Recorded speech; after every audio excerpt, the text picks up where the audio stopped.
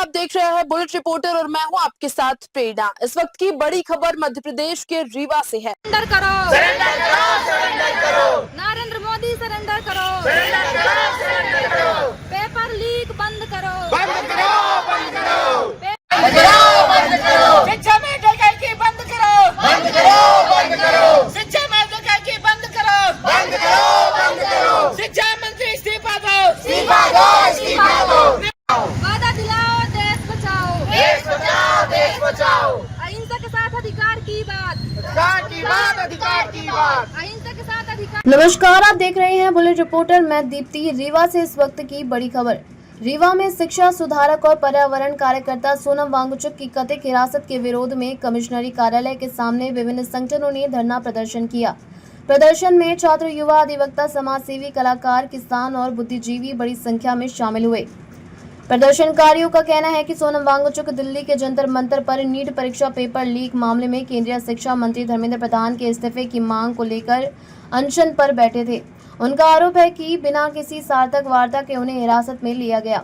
धरने के दौरान केंद्र सरकार के खिलाफ नारेबाजी की गई। प्रदर्शनकारियों ने शिक्षा व्यवस्था में पारदर्शिता, दोषियों पर कड़ी कार्यवाही और सरकार से जवाबदेही की मांग उठाई। कुछ प्रदर्शनकारियों ने यह भी आरोप लगाया कि पुलिस डॉक्टरों के भेष में पहुंची और सोनम वांगचुक को हिरासत में लिया। हालांकि इस दावे की स्वतंत्र पुष्टि नहीं हो सकी है।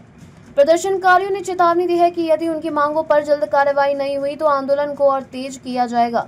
फिलहाल रीवा से इतनी ही जानकारी। ऐसी ही हर बड़ी और विश्वसनीय खबर के लिए जुड़े रहिए बुलेट रिपोर्टर के साथ।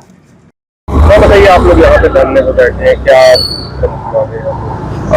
आज हम लोग यहाँ पर जो जंतर मंतर पर शिक्षा मंत्री के इस्तीफे को लेकर के आंदोलन चल रहा था और सोनम वांगचुक जी को हिरासत में लिया गया, और लोग ये भी कह रहे हैं कि वहां पर जिस तरह से भेष बदल करके और डॉक्टरों के भेष में पुलिसकर्मी गए हैं, तो उससे तो हम यही कहेंगे कि उनका अपहरण हुआ है और बिना किसी वार्ता के उनको वहां से गिरफ्तार किया गया। 21 दिनों से वो आमरण अनशन पर थे, लेकिन सरकार ने और सरकार का कोई प्रतिनिधि उस मुद्दे पर बात नहीं किया।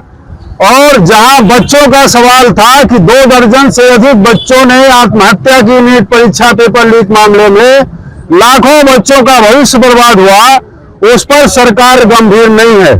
तो हम एक रीवा के अंदर जो कल वहां पर संसद मार्च है दिल्ली के अंदर, उसके समर्थन पर यहाँ पर हम लोग आज धरने पर हैं, और ये यहाँ से हम लोग संदेश देना चाहते हैं कि देश में बड़ा मूवमेंट बढ़ा इस आंदोलन का, तो सबसे पहला मोर्चा रीवा के अंदर लगेगा।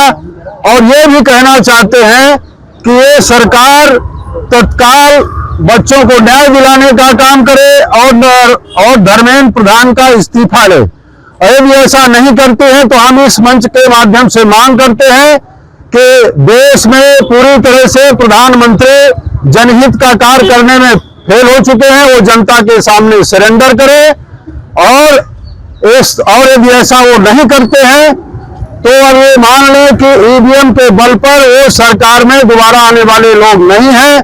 हम लोग कड़ाई से विरोध करेंगे, आगे बड़ा मूवमेंट चलाने का काम करेंगे। चेतावनी देने के लिए आज हम लोग यहाँ पर धरने पर हैं। फिलहाल पुलिस पूरे मामले की जांच कर रही है। वायरल वीडियो के आधार पर भी तथ्यों का परीक्षण किया जा रहा है।